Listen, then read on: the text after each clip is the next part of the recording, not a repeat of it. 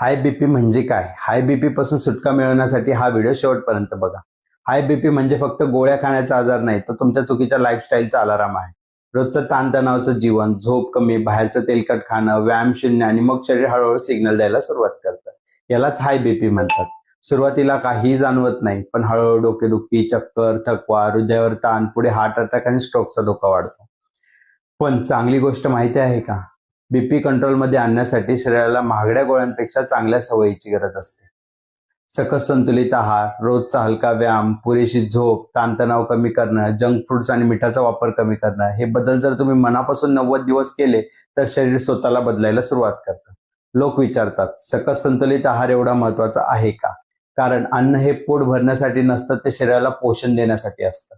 जेव्हा शरीराला योग्य पोषण मिळतं तेव्हा बीपी, वजन, थकवा, सुस्ती या गोष्टी हळूहळू कंट्रोलमध्ये यायला सुरुवात होतात. तुम्ही स्वतःला एक संधी द्या, लाईफस्टाईल बदला, कारण औषधं ही तात्पुरती मदत करतात, पण चांगल्या सवयी आयुष्य बदलवतात.